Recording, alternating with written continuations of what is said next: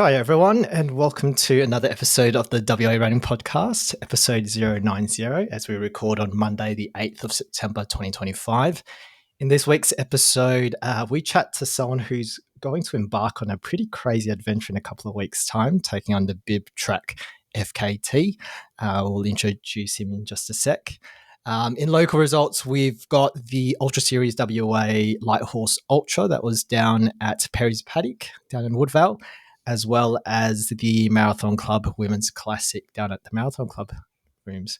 We've got a bit of warp admin before we recap the episode with our weapons of warp.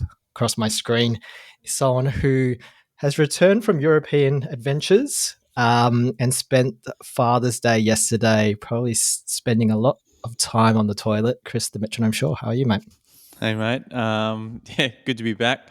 Not so great to be on the toilet for 24 hours, but or mostly in the bed, actually. There was only a couple of occasions that I needed to spend a great portion of time on the toilet, but yeah, unfortunately, came back with something, and found it. It came up in my run yesterday. I went for a run in the morning, and about halfway through the run, I started to feel really unwell. Yeah, and without trying to go into too much detail, when I got home, I was in basically shivering, and then in the hours following, there were a couple of incidents that I probably don't want to recap on this podcast. I mean, you've shared too much on this podcast already. Like any teasers, or we'll save it for the Patreon episode. I'll save the poo stories for another time, but I think that my dinner yesterday, that was the first meal I had all day, and that ended up back in the toilet an hour after I had it. So I just felt incredibly I felt so weak yesterday. It was crazy. And look, Maddie might tell you that I probably overdid it coming back from travel, going for a long run on the Sunday, but I'm still adamant that it wasn't man flu and that I've caught something. Well, I'm glad you're feeling a bit better, and you've made it to the podcast, so it's glad to have you back. Across the other side of my screen is, unlike Chris and I on a Monday night, is looking bloody fresh as a daisy after running 105 Ks from midnight to midday yesterday. For the avid listeners, he was the first guest interview I think the pod ever had, appearing back on episode 004. He's the founder and supreme leader of Dubbel, offering a range of services to help you with your health and fitness goals. He's a previous Cape to Cape FKT holder in the supported category. He's a tragic Man United supporter, so the man knows how to suffer for long periods of time. He's a gun on the road, but looking to take on the mammoth task of breaking the Bibbulman Track FKT. Mackenzie, Coach Macka, Burgoyne, welcome back to the WA Running Podcast. Thank you very much, guys. That's one hell of an introduction, mate. Having a tough year as a Man United fan, or we'll call that a tough decade, but we're moving forward one foot at a time. I think you were saying to me a month ago, saying that this is your season, but then you've been knocked out of the Carabao Cup, right? Mate, nobody cares about the Carabao Cup unless you win it. Then, of course. Yeah. Fair enough. All right. Well, look, you're looking fresh on the screen tonight. You've just completed the Light Horse Ultra 12-hour event yesterday. Obviously, I imagine that was a big training run for you as you prep for the FKT.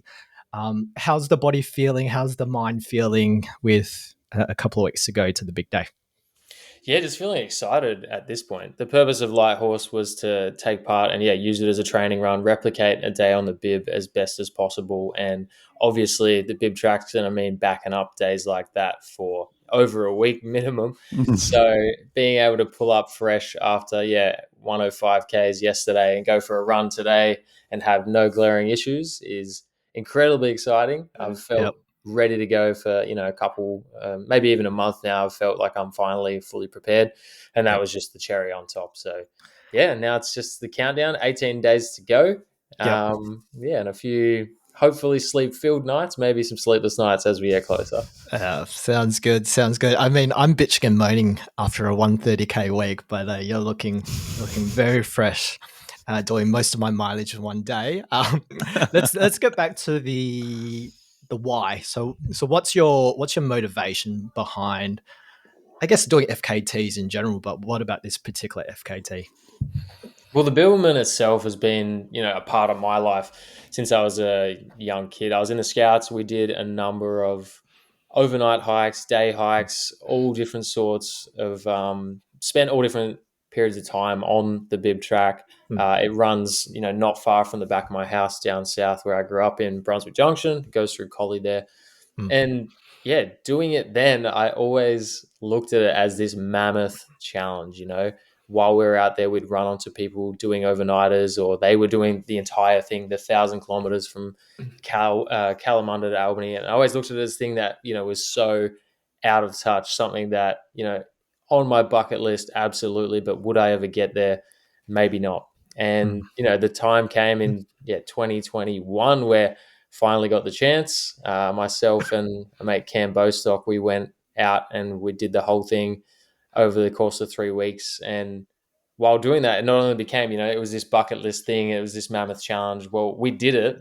And then I found out, there's these records that people go for, these fastest known times, these FKTs that are on essentially every trail in the world. And I, young and dumb and maybe not really understanding what goes into these things, I'm like, hell yeah, I run a bit, I'll go for it, So yeah, that's kind of where the stimulus to like pursuing these FKTs began, the love for the bib originally, and then doing the bib, having an amazing life-changing experience with a friend and looking at the record and thinking, I've got this in the bag. And obviously there's a hell of a lot more that goes into it than that. But in the lead up to doing the bib track in 2021, we did the Cape to Cape then.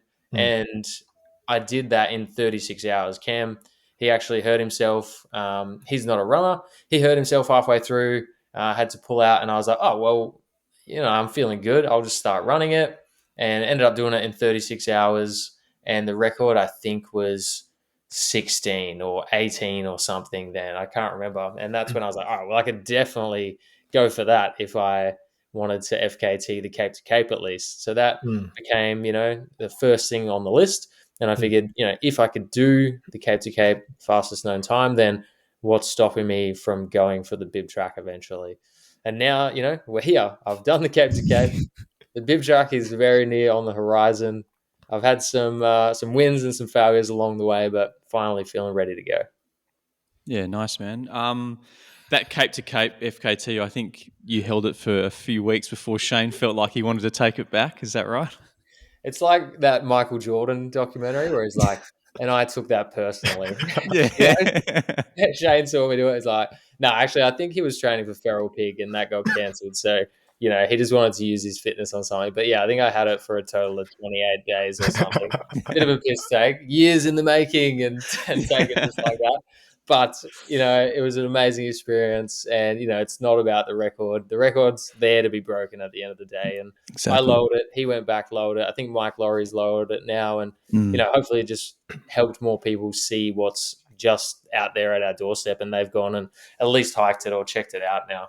Yeah, for sure. I mean, was there anything in that experience of doing the Cape to Cape that gave you, I guess, the mental side of the prep you need for this incredible, Bibbulman Track FKT? Well, I think, in the lead up to that, there's two big mental practices that I lean on in my life. One of those being modeling. And modeling is essentially, if that guy's done it, why can't I? I looked at Shane. He had, held the record. He'd done some other records. And I was like, well, if he's done it, why can't I do it? I had a coffee with Shane. We had a chat. I figured out, a few things of what he'd done and what I could replicate and what maybe I could bring into my own training to go for the record. And, that's when I decided I'd go for it. I figured, it doesn't sound that hard. In reality, it is obviously incredibly hard, but it's just putting the work into it in the first place. And then, the second thing, it's a quote, confidence isn't created by shouting affirmations in the mirror. It's by having a stack of undeniable proof that you are the person you say you are. And doing the Cape to Cape, for me, made me feel like I'm the person who can do the Bibbulman track. And that goes on with anything in my life. The confidence that I have today is only a result of the lessons I've learned and the failures that I've experienced along the way. And they've given me the proof to believe that I'm the person that can say I'm going to do something and can actually go out and do it. Excellent. No, I was just going to say, yeah, I think it's reflecting on some of the failures that you mentioned. Like those are the important things that we need to experience as runners or people in general, in order to be able to become better at what we are looking to achieve, right? Yeah, 100%. Like, I don't think anybody, I mean, you'd have to be pretty damn lucky for every single PB attempt you go for, or, new thing you try, no matter where it is in your life, for you to go out, try it once, nail it, job done, Yeah. see you later. It's not how life goes. And Mm. yeah, it's in the failures that you learn those lessons. Maybe, yeah, it's in a marathon and you went out too early, like we all have, and you blew Mm. up at the end, or you didn't get your nutrition on. Everything in life is a learning experience. And that's what's going to help you get to that goal eventually. And I think if it was that easy, it wouldn't be as rewarding at the end of the day. Definitely. And so you've done the bib track in its entirety, and I believe I think I've seen on socials you've done recce runs in certain sections of the track already. I guess with 2 weeks to go, what's the high level strategy that you're looking at trying to implementing in a couple of weeks' time? Is there a particular approach, I guess a high level approach that you're looking to implement for the record? Well, I think the biggest thing on any of these FKTs is like the logistics. So Mm. obviously, experiencing the trail from start to finish and getting out on trail and understanding what it's about and where I'm going and all that is one thing, but the planning and the preparation is probably taking up just as much time for me as the training is, and getting out there and going for these runs. So, making sure that, I'm doing the supported category. So I'm going to have a support crew there at every stop, making sure that, there's a QR code with a Google Maps link to the exact location that I'm going to be on. I'm going to be here at this time. If I'm late by 30 minutes, no stress. If I'm late by 2 hours, if it's, depending on where I'm at, also no stress, but also start to stress at these points. You got to plan for every different scenario that can happen.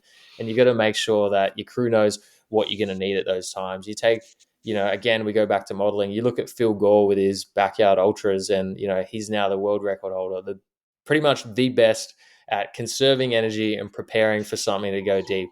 And that's the way he does it. He writes everything out. There's no questions asked. This is what's happening at this time of day. And if it doesn't happen, we're probably not going to get the record. But making sure that the logistics are foolproof, nothing can go wrong if it's prepared for. And if it does go wrong, we'll deal with that when it happens, Yeah. Have you got someone like a nutritionist or anything on board to help you with this, like preparing, what you need at each of those stops, or is this something that's come through experience? It's predominantly something that's come through experience. I enjoy learning about this sort of thing. Obviously, I've got my exercise science degree. I've got the understanding of how to look at scientific studies.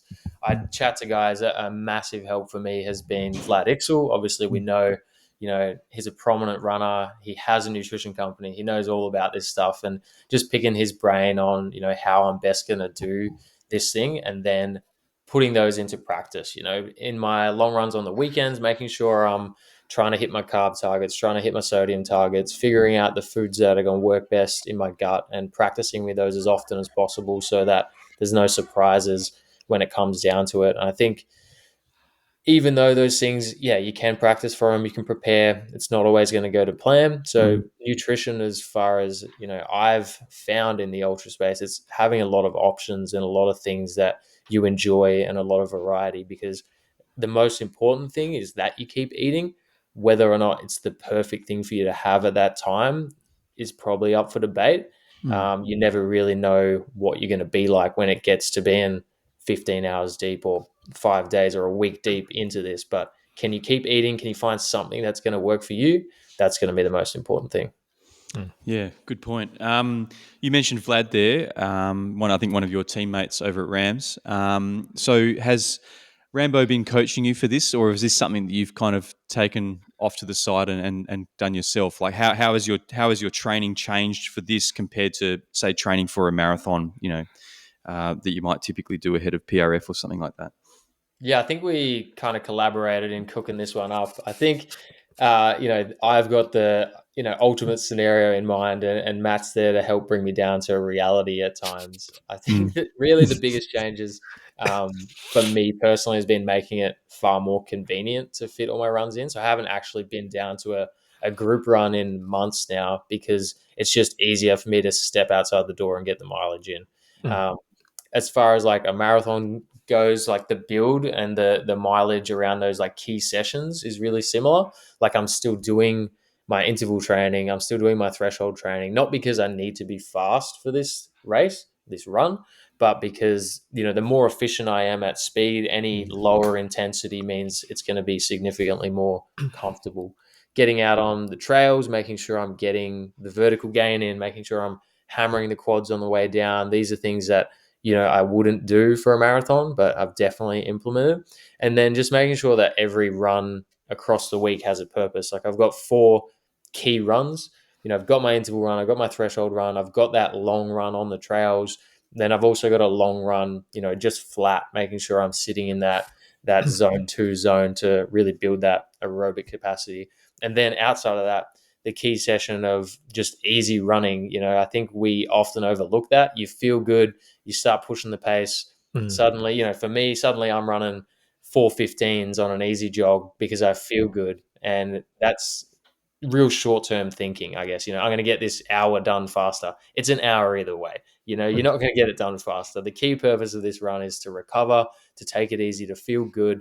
So I've often been running at, 5:30s, which for me a year ago I never would have done. But getting out and getting the time spent at that low intensity cardio and focusing on it as a recovery run rather than just an easy jog and taking it easy has helped me recover for that next run and helped me, pull up fresh, ready to go for those speed sessions or those long trail runs.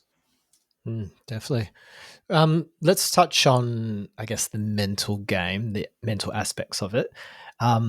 Maybe perhaps a reflection over the last sort of 12 to 18 months. Have there been, whether it's a race or a run or a period of training where perhaps it was perhaps a low point for you? Like, what have you been able to learn from those type of experiences? And, how do you sort of, I guess, learn from those experiences leading into an event like this? Well, I think the biggest low point of this year would have been Delirious West, the 100 miler. I had originally said I was going to go for the bib track record in April, and we ended up pushing it back. So I put Delirious West 100 miler on in April instead. I'm like, I'm going to smash this. I'm so fit right now. And yeah, I get just over halfway, legs blow up on the bus, go crawling home, pretty upset because before that I was so incredibly confident that I was going to smash it. So yeah, that was a pretty low point. But like I said before, I've had so many other failures. It's not really something that I dwell on. It's more trying to focus on the lesson immediately and figuring out where I went wrong and what I could adjust. So blowing up at Delirious, I immediately got back into training. I changed things up and, I've taken those lessons into this prep, which is, those more trail runs, slowing down my easy runs, making sure I'm loading the quads more often in the gym and doing some other specific gym work that is definitely more focused towards trail and injury management on trail rather than building that power and efficiency that I would for a marathon. Yeah. I mean, do you find that like having such a strong social media presence as well, do you find that drives you or like to be able to, I'm trying to put it into words, but like, does it put pressure on you, do you think, to achieve these things, or does that make you in some ways more accountable to reflect quickly, like you said, on those things when they do go wrong? It means you have the ability to kind of break it down. You're obviously sharing it with all these people. How does the social media side play a part for you? It definitely adds a huge pressure, which I don't think people would consider that often. Like people look at influencers or all these people that have a million followers, whatever, like, oh, they got an easy job. And like, it's pretty damn hard, man. Like I'm telling you guys right now, I'm telling 10,000 Instagram followers that I'm going to go and do this record. And day one, something bad could happen and it all falls through. These are realities that I have to accept. And I think for me personally, like the lifestyle that I've created is about building a platform to spread a positive message. And the positive message of, the things that I do in life is that it's okay to fail. If you're pursuing something that's hard, you're probably going to fail more often than not. And if I'm going to be telling people that, then I have to also put it out there and show that to people. If people just look at the failures, I would be a failure. I've failed at way more things than I've succeeded at. But the good thing is, people forget what you said a week after you posted it. It doesn't matter. Yeah. They just look at you keeping on moving forward, and that inspires them to do the same. No, great point, mate. So, what kind of any specific pieces of equipment that you're carrying with you, or we mentioned food before. Do you say have top 3 favorite foods that you're looking to eat on this thing? Is it Maggi noodles? Are we talking about Samboys? I don't know. For the avid listeners, it's garlic bread in the carb load. I think Yeah. that's the big one. That's the big one pre-Mara. But no, I guess like obviously across this run, I'll be hitting a lot of Bix. Like obviously Vlad's a mate, but his product's banging. I think everybody in WA knows that Bix is the go-to supplement for fueling your run. So there's going to be a hell of a lot of Bix going down. But as far as like nutrition wise, outside of that, I like to stick to healthy whole foods as often as possible. So trying to maintain as much of my like regular diet throughout the run is going to be important to me. Having my oats with fruit in the morning and lots of honey. I do that every day. My gut can handle it. It is a great meal pre-run. I've been doing it for ages. I know that that's going to work for me. Lots of dried fruit. These things are going to be high carb. There is probably a little bit too much fiber, so it's not something that I can smash all day, every day. But again, it's something that I eat every single day. Sultanas and cranberries. I carry a box in my bag like I'm still at school in kindy or something. That's always there. It's always a snack. It's 30 grams of carbs and it's down in two gulps or whatever. These are the things that, I'll just absolutely be relying on during the run.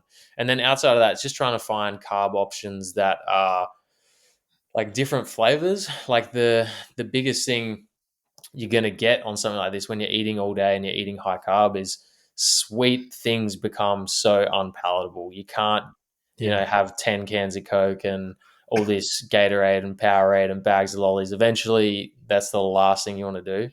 So mixing it up, like I get this granola slice. Mum's going to make some Anzac cookies, things that are still carb and like sweets technically, but they're like slightly more savory. Are things that are going to mix it up. And then to go super savory, Pringles, chips, shapes, those sort of things to really get the sodium in, and just to go polar opposite on the flavor profile are going to be pretty important across the run. Yeah. So we're probably not going to be seeing any ice cream on this one. No ice cream, mate. Absolutely not. Maybe at the finish line and maybe in the carb load, but we'll see how we go. I'm not really a big ice cream person. Amazing. You know what? Like, I'm just picturing a freaking car full of food. So I'm going to assume that there's going to be a huge shop if you haven't done so already. Yeah, we're starting to load up. I'm lucky enough to help the Spud King to HBF last year. So the Spud Shed's hooking it up. We'll get the snacks all sorted hopefully in the next week or so. But yeah, it's going to be a lot of food we're taking down. I'm assuming I'll be hitting about 10,000 calories a day. And in the build, I've been having about 4. Some days, obviously, more than that. I think I burnt in Light Horse over the weekend 7,500 calories. So there's gonna be a lot of food going down. It's just as much an eating competition as a running competition, Very good. Very good. I mean, so going back to, pressure through the social media game, I know we were chatting a couple of months back about, having some film guys recording some stuff before, but also during the actual bib track attempt. Tell us a little bit about the project and what is the purpose behind the film that you're trying to put together. Yeah, absolutely. So it was probably 12 months ago now. Obviously, I came up with the idea to do the bib track, and I just honestly I thought it'd be cool to make a cool YouTube video. I was like, sounds sick. Get to show off what I'm doing. It'd be awesome for people to check it out. But I have a client, she's a film producer. I asked her, I was like, how do I make this thing something that people actually want to watch? Going for a run, we would watch that. Who else cares? Who cares about me running along through the bush? Like, not many people at all. They're like, great idea in theory, but where's the broader appeal on this? And yeah, when they asked me like, why would anybody watch this? What did I do? I went for a run. I had to think, like, why would anybody watch this? What's actually worth doing with it? So we ended up, coming up with this idea to just go big or go home. The Bibbulman Track's 1,000 kilometers. It's going to be an insane achievement, and if we're going to film it, we may as well go all in. And yeah, the goal now is to create, a sort of 60-minute documentary, not just on the run itself, but to tell that story of failure and overcoming it and achieving something new. I think there's a number of people out there these days, like your David Goggins, who are just like, harden up, get it done. Failure's not an option. Push through the pain. And people, they do that and they end up in hospital at times. Like it's a Yeah. good message for people like me who like to do crazy things like this, but it's not necessarily the best message for everybody out there. And I'm trying to share another message, and a message that shows like, whatever it is that you're passionate about, yeah, you should absolutely go for it and put everything you've got into achieving that goal. But do it, yeah, for me, for something like this, in a safe way, in a way that you actually get to the finish line. But do it in a way where it's okay to fail, and to understand that those failures are going to be lessons, and that you've got a life to live, and you should add as many uh, great experiences to that life as possible, and keep those experiences lessons to grow into a better person, and to take those failures and those wins as experiences that you can use in the future. When you've got that stack of proof that you're the person you say you are, you're going to be stronger when you move on to that next challenge, essentially. Mate, wise words. Yes. So, Macka, who's crewing this attempt, mate? Is Shannon going to be out there on the stop somewhere? Oh yeah, Shaun's going to be out there. My wife, for those who don't know, she's absolute champion crewer.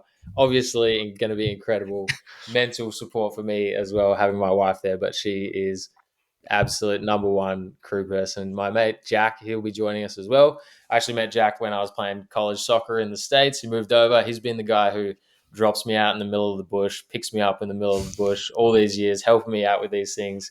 So he'll be there as well. And then obviously the film crew will be there too. But keeping the support crew itself that are dealing with me relatively light, so we don't have too many cooks in the kitchen. Mm-hmm. And then got a number of guys that'll be joining me for legs across the record attempt. So if you are listening to this and you're keen on a jog on the bib track between September 26th and October 3rd, 4th, whatever it ends up being, hit me up, because there's still a few spots up for grabs. But we've called in some heavy artillery. Some of these boys, we got like Jog on Crago, we got Joel Gray. These guys will be jumping in for some big days. Cam Bostock. So these guys will be taking part and pulling me along to the finish line as much as I need it. And hopefully I'm doing well and don't need it, but we'll see how we go. It's always nice to have some company, especially when you might be going through a pretty bad patch at any given time, right? There's going to be plenty of those really tough patches. And I like to think, being a coach myself and helping people do hard things all the time, I like to think I've got some good karma in that. And people might owe me one. It's my turn to suffer, and you guys are there to help me, hopefully. Yeah, so we're going to see then. I think you recently paced Ella Eastor out for a half marathon PB. Maybe she owes you a segment on the bib track when she gets back from Europe. She's also a physio, so I reckon Ella, if you're listening, I might be needing some help in a couple of weeks. Very good, mate. We've got Aaron Young also attempting the FKT like 2 days ahead of you, if I'm not mistaken. Have you spoken to Aaron, and has that conversation changed your approach at all? Yeah, I've spoken to Aaron. He's a great guy. He actually gave me a call, when he decided he was going to go for it, just to check how I felt about that. And he was probably going to do it anyway, no matter what I said. But at least he checked. So I really appreciated that. And we've had a few chats here and there. And he's a great guy. He's offered me any help that I may need, and I've done the same in return. Mhm. I think him doing it as well has been a positive for my experience. Okay. I think, I could have looked at, oh crap, one of the best ultra runners in Australia right now has decided to do the thing you've been working towards for ages. I could have looked at that as a negative, but having him there has been like, it spurred me on so much. We know each other, we're Strava friends, we chat. Mm. I look at his run and I see that he went for a run and I go for a run. It's been that simple. I'm going to run more than you.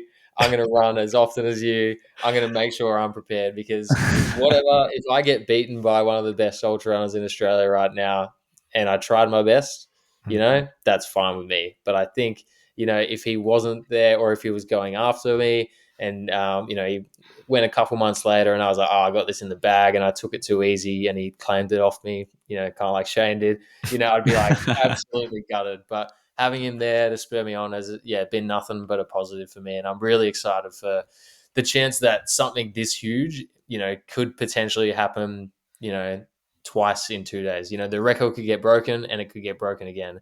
The record could get broken 0 times this year.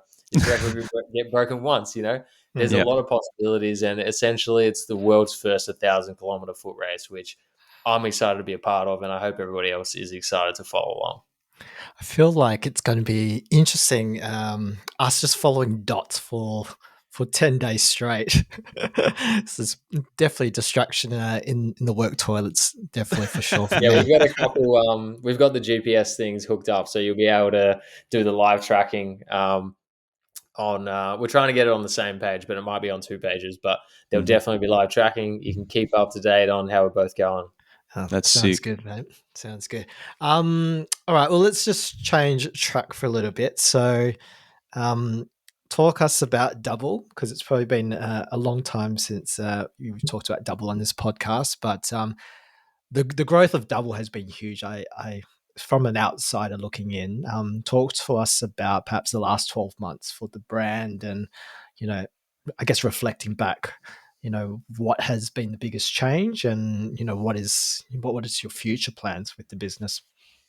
Yeah, I think the biggest thing that we talk about at Dubbel is community, and that not only is the people, but so much of the growth of Dubbel has been about the team that I have with me.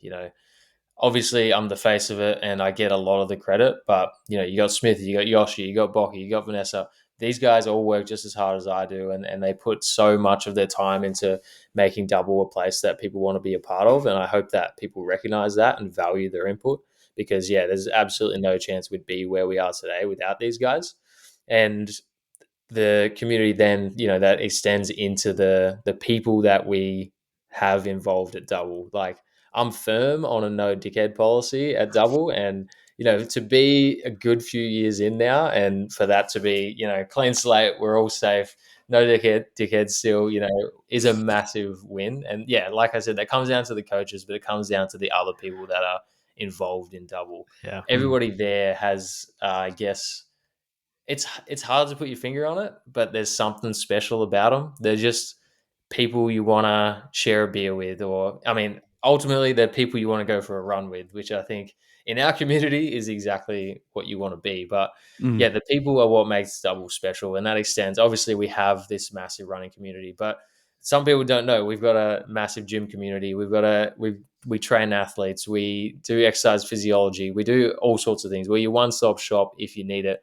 And all of the people that are involved at Dubbel have helped, it to grow to where it is today. And, essentially 2.5 years ago ish, Dubbel didn't exist, as it is today. That's when the brand was created. And from there to where we are now, where you rock up to a race and there's so many people in our singlets, there's so many people who they're not racing, but they're just there to either cheer or to pace or to support another person who they might have met at Wednesday Run Club once, but they're there all the same.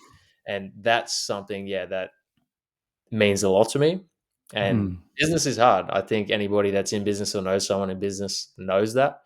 And if I can just keep experiencing those wins at every event, seeing all the people there having a smile on their face, it's going to be worth it, you know?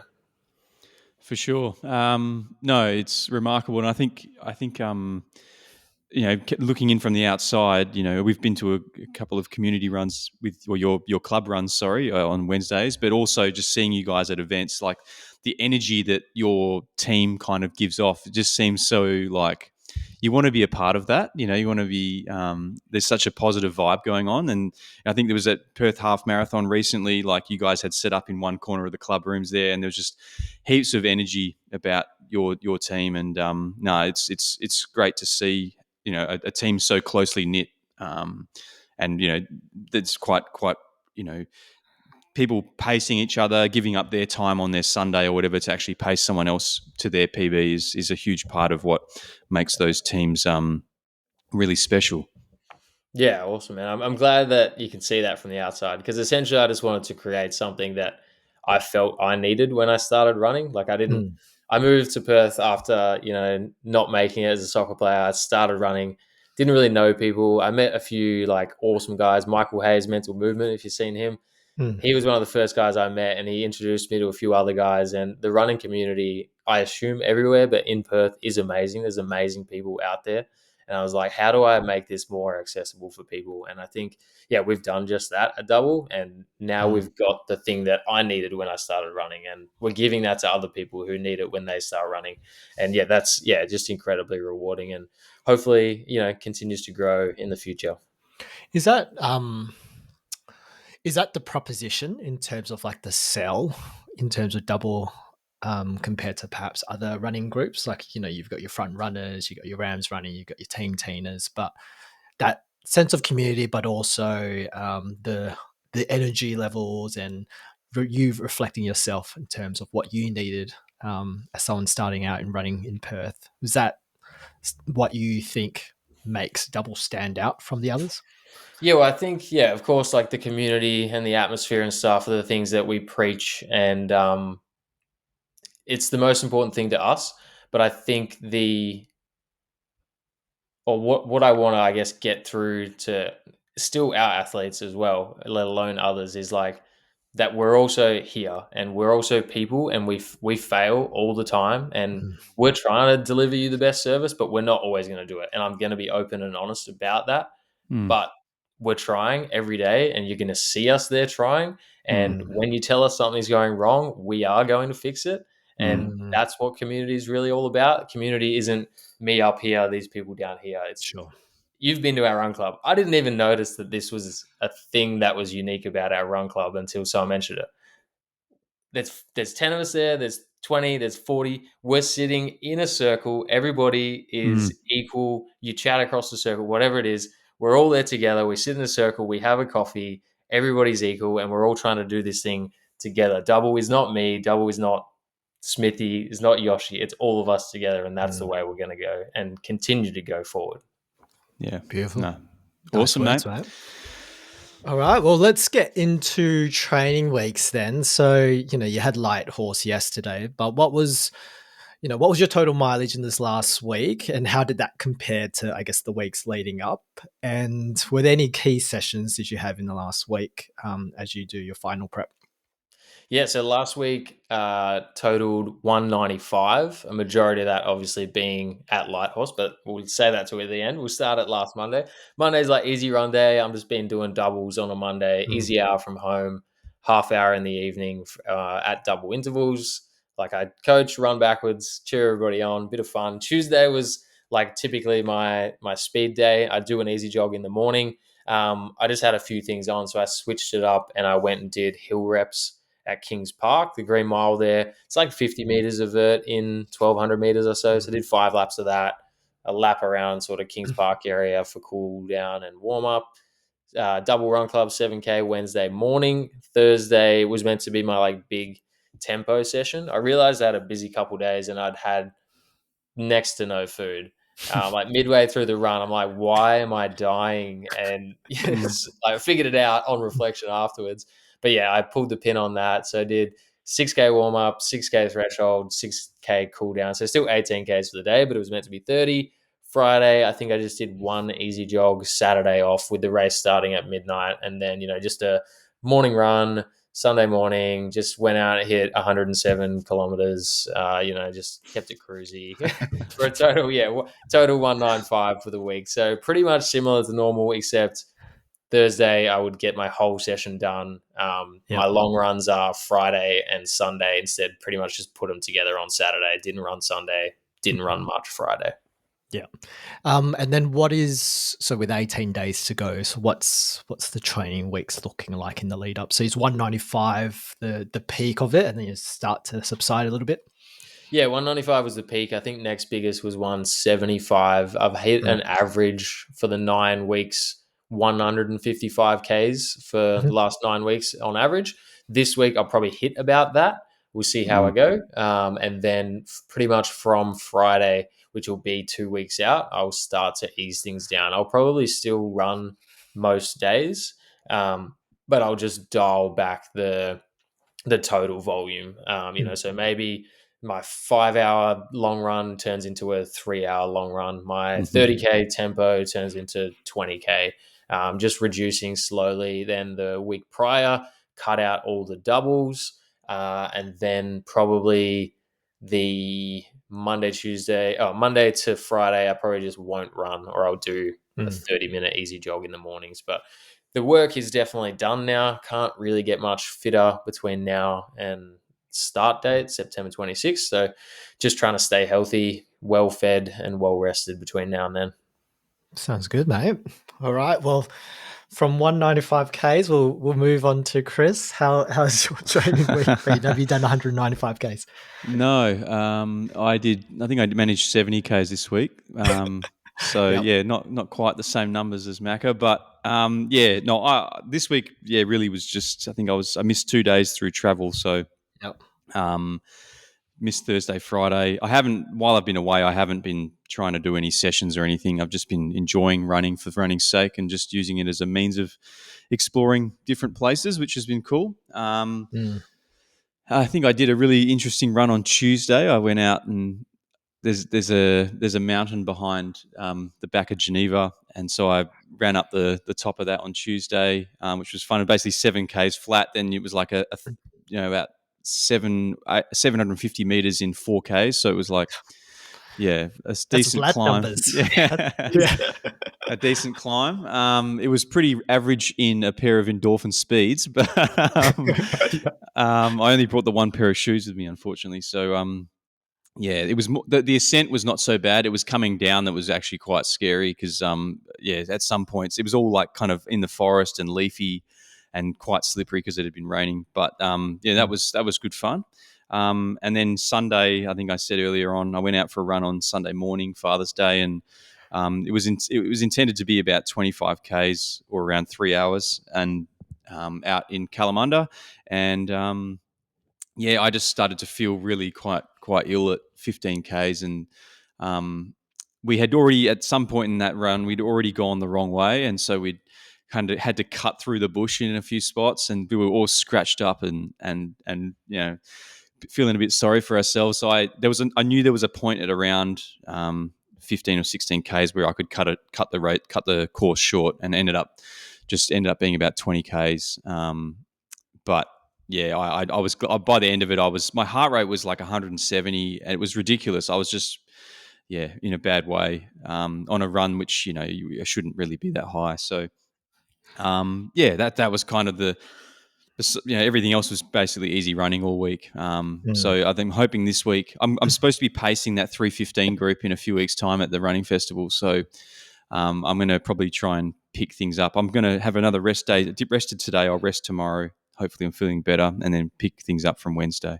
And maybe try and target 195 Ks. No, I think it'll just be good to pick up the long runs again, the long tempos, and just try and focus on hitting that pace I need for 3:15. Yeah. What pace is 3:15? 4:30s? I think it's just under 4:30s. Yeah. Okay.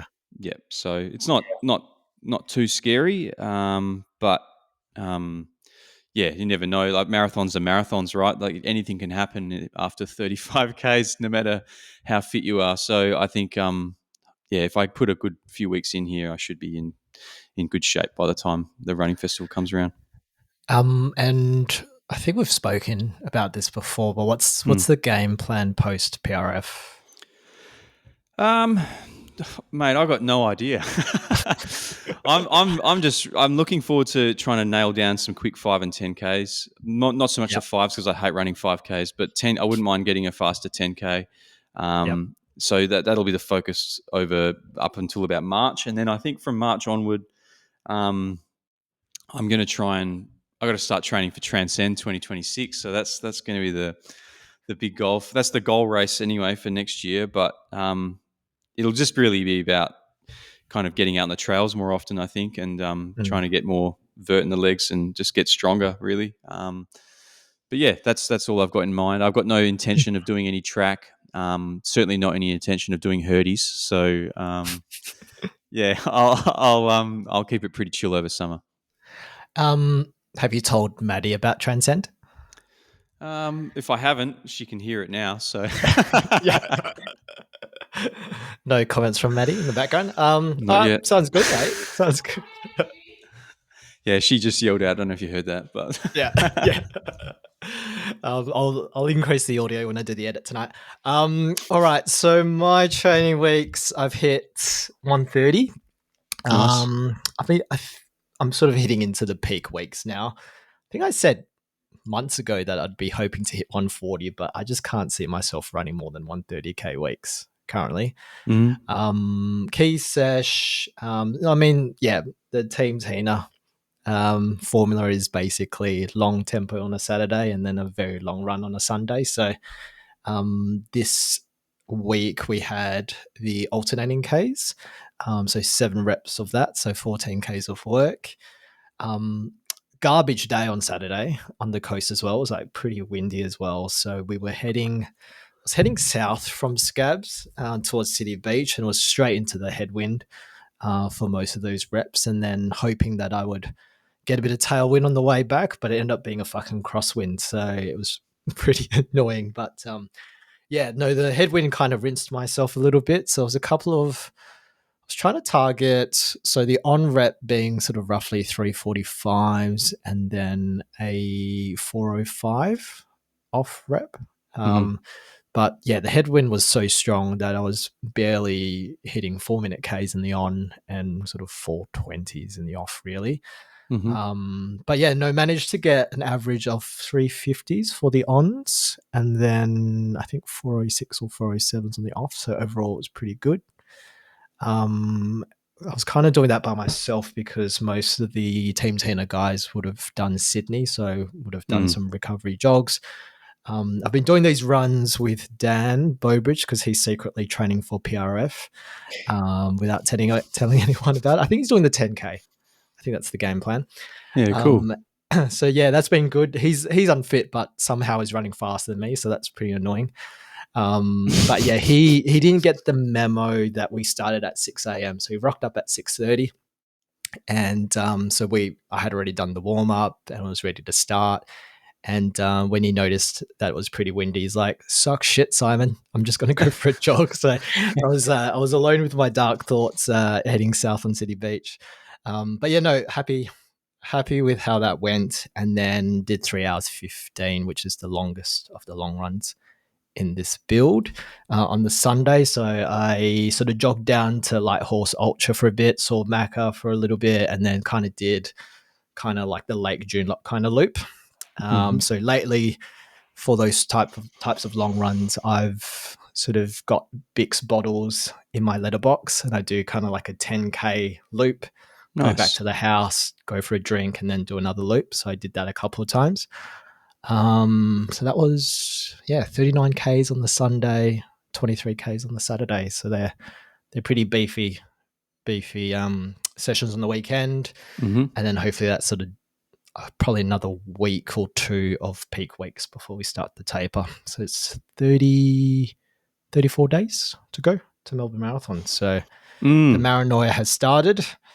I've been talking to people about what the game plan is for the day itself, whether or not to sandbag a 3 hour or sub 3 hour run or go quicker. Not too sure at this stage.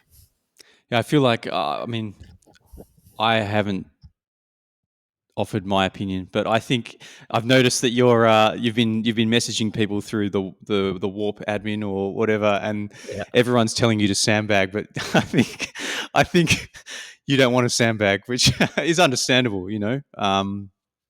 But Yeah, it's basically people are saying, "Oh no, just do sub 3." I'm like, "Okay," and then I'll ask someone else. yeah, exactly. Just looking Like for a someone to different opinion. validate your own opinion. Yeah. Yeah.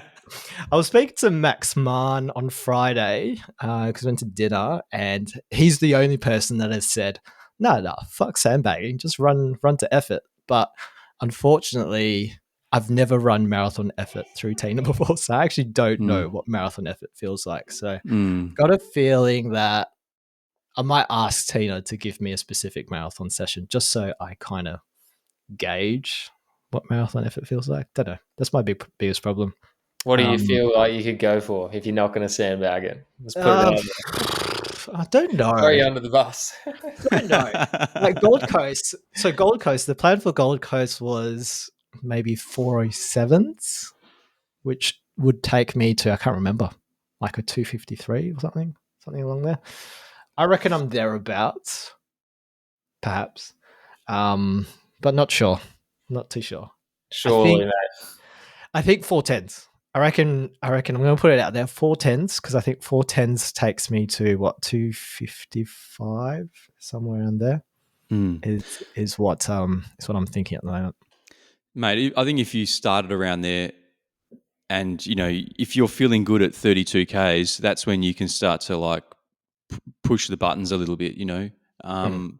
Because the last thing you want to do is go out too hot and try and hold on. You know, you experienced that at Gold Coast. Yeah. It's not that you went out too hot; it's just you weren't having the day. And you know, when you have to hold on, it's a marathon. There's a long race when you have to hold on. Yeah. So, I was holding on from 5Ks in. Yeah. That was a long day. We've all been there, mate. Yeah. So I think, if you can get yourself to 32, 35 Ks and you're still feeling good, that's when you can start to drop the hammer, and you could drop a minute and a half in that last kind of 7K if you are feeling really, really good. True. So, I witnessed that, you know, the people having done that at Sydney, like over the last 2 weekends ago. I saw a lot of graphs which, you know, were kind of really positive. I think Nick John was one of them.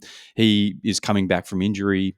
He ran 2:33 or something, and I think he was just for his caliber jogging for 30 Ks and then just bloody sent the last 12K. So if you've got you're going to have the conditioning there now. You've been training with Tina for 2 marathons now. I think these long runs you've been putting in a lot of time. You've been putting these tempo runs together. So the conditioning is going to be there. You're not going to be cramping. You've got your hydration stuff sorted. You've got your nutrition sorted. It's really about just getting the race strategy right and knocking it out when it comes down to the hard part at 35K. Yeah. So don't sandbag. That's what you're telling me. Yeah. Don't sandbag. I think going for a 3 hour doesn't do justice to your training, right? Yeah. Or for a 2:59, but at the same time, I think, you know, if low point you're aiming for 2:56, 2:57, but in the best case you're looking at 2:52 if that's what you're thinking. Like there's somewhere in there that you could grab that 2:52 if it's your day. You know what I mean? Like if you get the perfect day, you get the weather, you're not cramped, you're not shoved into the corner of a tram on the way down to the race start line. You know, there's I think there's and you're not traveling with your family this time, so hopefully you're not going to get sick. Yeah. Linda doesn't listen to this podcast anymore, so I'll be relieved to I'm actually quite relieved that the family's not traveling. Turns out she listens to this very episode. These are words that I'd like to hear, so I appreciate it. Thank you. We'll see how my mind travels over the next couple of weeks as we ponder around the race plan. But no, thank you for that. All right, let's get straight into results. So we had the Light Horse Ultra that was on Saturday and Sunday. Take us away, Chris. Yeah, so there's obviously several distances or times here. There's a 1, 3, 6, 12, and 24 hour. It's a 2.5 kilometre loop on mostly limestone and a bit of asphalt. I saw that there was some photos on socials of this massive puddle that was along one section of it, which would have been absolutely atrocious to run through for 105 kilometres. But it was absolutely terrible, mate. It's so depressing every lap. Yeah. I don't think it was even one puddle. There was like many puddles along the 2.5. There was probably like maybe a few 100-meter stretch where there was 20 or 30-meter length puddles for an extended period. Like you get a little break, you're back in a puddle. A little break, you're back in a puddle. It was very wet. Yeah, wild. So I'll go through the results just quickly because there are a lot of them. So the 3 hour started at 9 a.m. First place for the women's was Melissa Jolly with 37.33 kilometres. Now, please tell me if I'm reading these results wrong, Simon. No, they're right. They're right. No, we're good. And then we've got first place for the men's is Sam Tennant with 40 kilometres on the dot. The 6 hour started at 6 a.m. The first place in the women's was Jodie Pierce with 57.49. And the men's was taken out by Jamie Oborn in 67.24.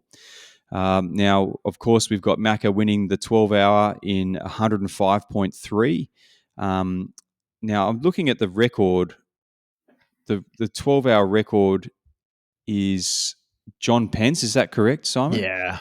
In 142 kilometres. So that's moving. But obviously you're not trying to break records here, Macka. You're just trying to get time on legs, right? Yeah, just a training run. But even then, I think that is an incredible run by John. Like, it's basically 5-minute pace the whole time. Even if he's stopped to go to the toilet just once or twice, that's crazy. Yeah, that's crazy stuff. And so the women's 12 hour was won by Jasmine Dunlop in 82.11 kilometres. The 24 hour was won by Phoebe Hurliman in 187.89. It looked like Phoebe took the lead right near the end, which is crazy stuff to do that over the course of 24 hours. And then the men's was taken out by Shaun Hall with 240.12 kilometres. He came third at Ultra Perth behind Dean Menzies and Vlad.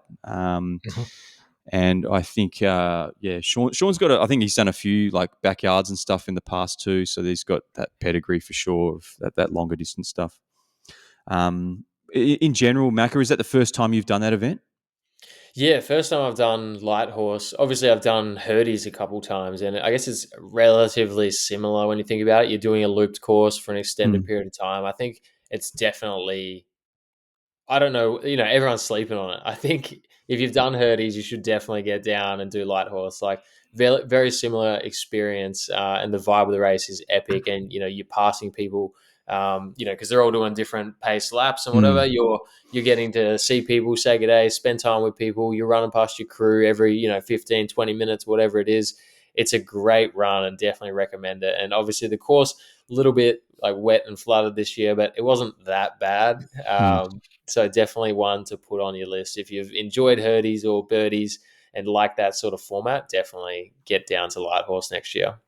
Yeah. So, cool. So what was the sort of learnings from the weekend's race? Because you were by yourself for the most part, right? Like you didn't have a crew with you. What were you trying to achieve in terms of goals, and what were the learnings from it? Yeah, honestly, the reason I self-crewed was because it started at midnight. I was like, don't bother coming down, guys. This is going to suck for you. I may as well. It may as well just suck for me. But yeah, self-crewing, I guess, I'd had everything set up and organized, ready to go. So it was, all in the one spot, relatively simple to get through. You passed it every 2.5K. So I didn't think that would be too much of a challenge. I did come from a 30th birthday straight before. So it was a little bit like not ideal. Hadn't had enough sleep at all. But it did come with a bonus because all my mates were still out at 4 a.m. and gave me a call and wished me good luck, which was a nice confidence boost as I was going along the run. But yeah, self-crewed, pretty cruisy with that. Like everything was ready to go. It was more to practice the nutrition and to run while being tired. And, did the running fine, the nutrition not so much, but I think that came down to some birthday cake beforehand more than the food that I had on the run, because I've practiced with that food plenty of times. Big plate of chocolate cake before I start is not usually my pre-race breakfast. So that was where those challenges came from, I'm hoping. And yeah, fingers crossed, it'd be better on the bib. But yeah, the day for 12 hours movement, that was fine and pulled up and recovered really well. I think definitely want to give a shout out to Phoebe though, because she was battling for so long. From I got there, she was 12 hours deep, battling. Mike Hooker jumped in to pace her, I think, for the final hour or so they were allowed. And obviously we know Mike Hooker's pedigree. He's an absolute weapon. And just he was chirping me to go fast. I wasn't even pacing me. He's just a legend. And yeah, I think gave Phoebe that extra boost she needed to, must have passed Petra on, the last few hundred meters or the last, minute or close. two of the event. So that's epic to see on a 24-hour event. She was looking pretty fresh. When did I think I saw you, 6:30, 7 o'clock, somewhere around there? Yeah, it was sunlight at least, so maybe 7 a.m. Yeah, she was looking pretty good considering that she'd been out there. And 2.5K loops, like you'd be going psycho after doing tons of those loops. So no, good on Phoebe. But you were looking pretty fresh as well, right? So not bad considering that had a 30th party and still 5 hours to go. You were looking good. Yeah, it wasn't like that when the sun was down, to be honest. I was struggling then, but the sun gave me a new lease on life, which was great. And, when it was sunshining, it was actually a beautiful morning. It's just when it was raining off and on, bit depressing this hour, amazing the next. It was an experience, I guess, over the 12 hours. Yeah, no, sounds good, mate. All right, well, let's get to the women's classic fun run. That was at the club rooms Sunday morning. So the course is quite similar to the typical 10K course that they would have at the Marathon Club. I think the difference being that there's a bit of a diversion that you go up Macka. And I believe Shannon must have done this last year where she must have accidentally turned at Macka instead of going past the bridge. That's right. So yeah, hopefully everyone did the course okay. But we'll start with the 5K. We had Elyse Durtanovich in a time of 20 minutes 37. We had Emily Murray in 20 minutes 56, so pretty close there, and Phoebe Tennant in 21:37. In the 10K, we had Anna Watts in 39:48. We had Esty Juice in 40 minutes 59, and we had Nanette Lorenzen in 41:41. Are we going to talk about the blokes doing the women's classic, or are we saving that to I mean, later? we've got a friend David who seems to sign up for this every year, but I obviously men don't get a result. It's clearly it's a women's race. But it'd be nice if it was women's only, I reckon, and to help kind of bring light to some other issues that female runners probably struggle with. I mean, we've spoken about it on the podcast previously, but it'd be good to kind of highlight some of those issues rather than have blokes jump in and steal the limelight. But anyhow, I think one caveat, if you're pacing a special woman in your life or raising money, we'll pay that one. Yeah, that's fair. That's fair. I'll give him that. But not if you're going out to smash a 16-minute 5K. Yeah, exactly. Yeah, if anyone's going there running anything, I don't know. I'm not going to say how fast they should be going, but if anyone's out there trying to win the race, it's a different story. Yeah. Yeah, I know Dan Ma came first. I think the men's. Oh, did he? All right. Yeah. I didn't even know that, but I'm sure he was pacing someone. Let's go with behave that. yourself, Dan. Yeah. All right. So in terms of upcoming events this week, we had the Collie River Ultra. That's on Saturday the 13th of September. Got the 50K, 80K relay with teams of 2 to 5 at the 100K solo. On the same day, we've got the Mighty Jarrah Trail Run down in Dwelling Up. So we've got the 6K, 12K and the half mara. On Sunday, we've got the Bibra Lake Fun Run. I clearly didn't write distances. So let's just assume there's a 6K. There's a 6 and a 12K. 12. Yeah, 6 and 12. Yep. And then we've also got the Sunset Coast Marathon and Run Festival. So we've got, I know there's a 10, half and mara distances. That's up Marley Way near home. For me, we've got the Cold Jana Spring to It Fun Run. That's in Wilson with 10K and 5K distances. And then we've got the Denmark Half Marathon on the 28th of September down at Ocean Beach in Denmark.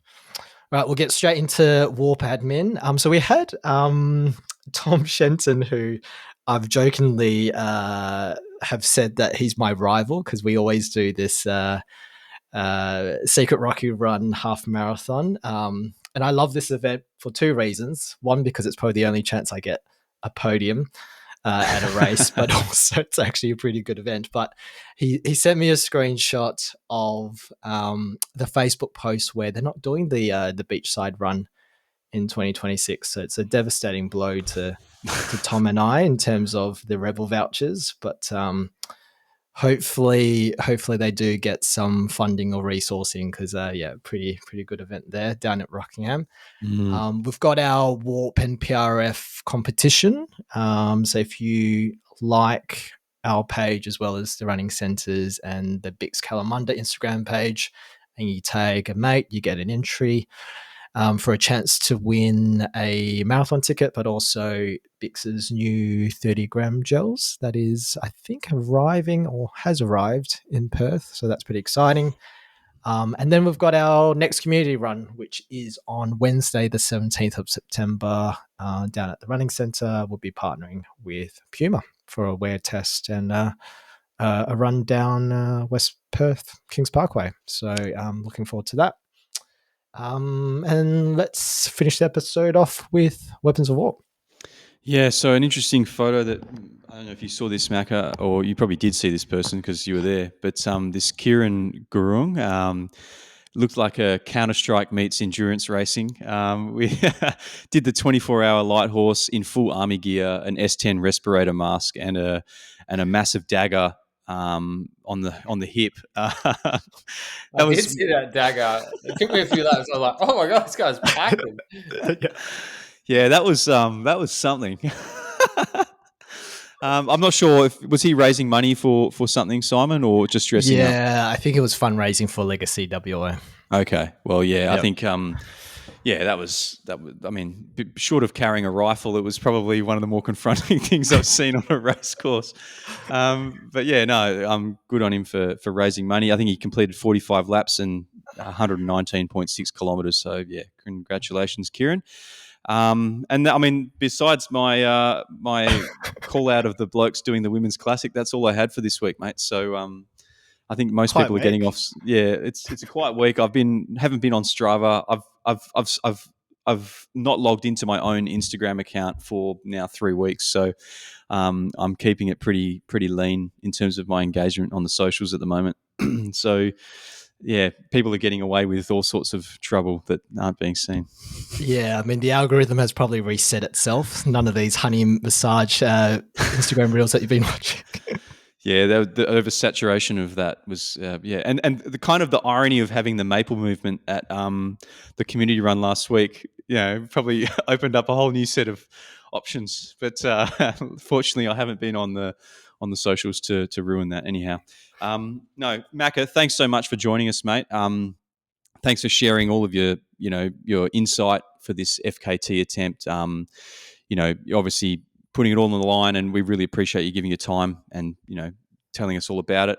Best of luck for it, mate. I can't wait to see this documentary. It sounds really interesting.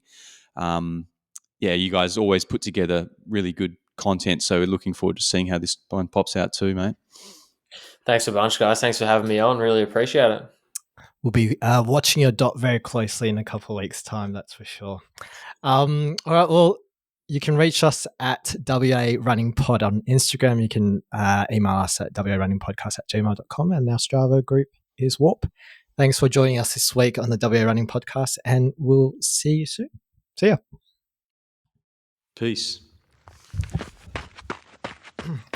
So if you smash this record, Macka, do you know how at Busto Bay Run you do like 21 beers for 21 Ks? How many beers will you smash if you beat this record?